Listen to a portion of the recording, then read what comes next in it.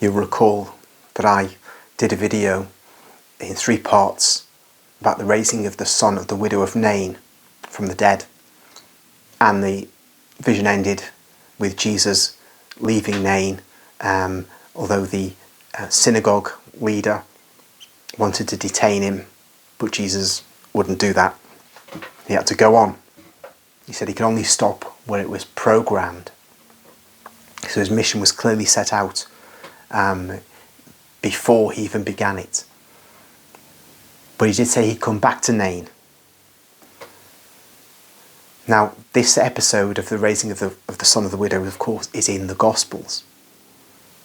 But we hear nothing more of that town and the widow and her son after that. Well, Maria Valtorta gives us a vision, or rather Jesus gives her a vision, which she transmits to us in writing, of that subsequent visit to Nain by Jesus.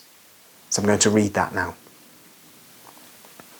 It's chapter 299 of volume 3 of the hardback edition of the poem of the man God. And it's titled, At Nain, in the house of Daniel, raised from the dead. And it's given to Maria Valtorta on the 12th of October 1945. And I think actually in the entire vision that was previously given to Maria Valtorta, we didn't learn the name of this boy. I may be wrong, but I think that's the case. It is a feast day for the people of Nain. Jesus is their guest for the first time since the miracle of young Daniel, who was raised from the dead. Jesus is going through the town, blessing, preceded and followed by a large number of people.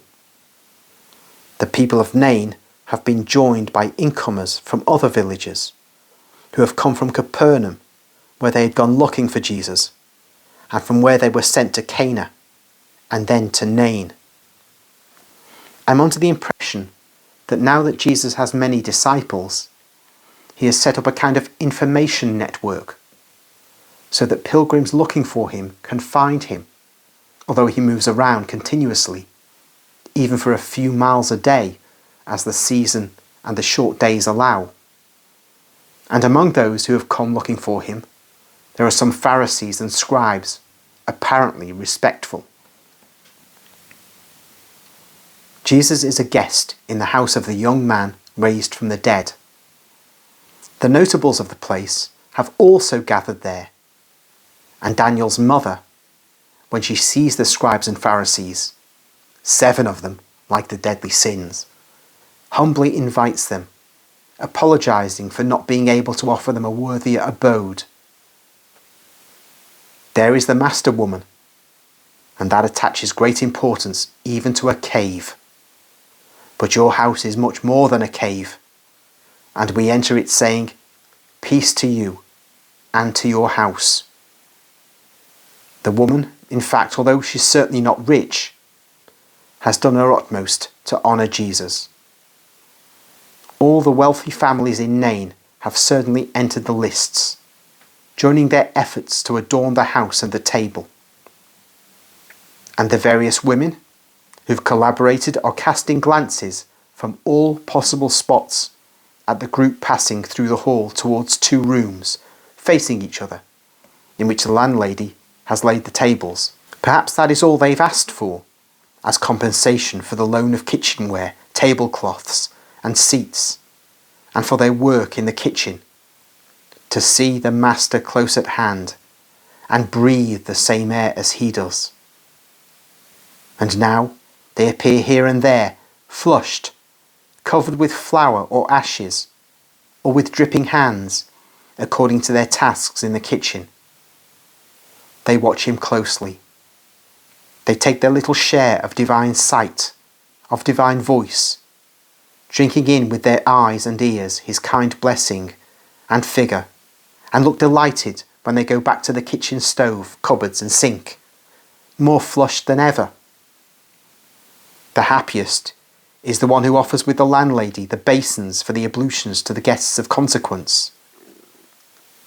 She is a young, dark-haired and dark-eyed girl, but her complexion is suffused with pink, and she blushes even more when the landlady informs Jesus that she is the fiancée of her son and that they will soon be getting married. We waited for you so that the whole house might be sanctified by you.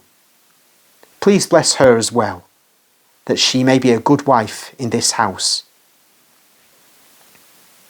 Jesus looks at her, and as the little bride bows, he imposes his hands on her head, saying, "May the virtues of Sarah, Rebecca, and Rachel flourish again in you, and may you give birth to true children of God for his glory and the happiness of this house."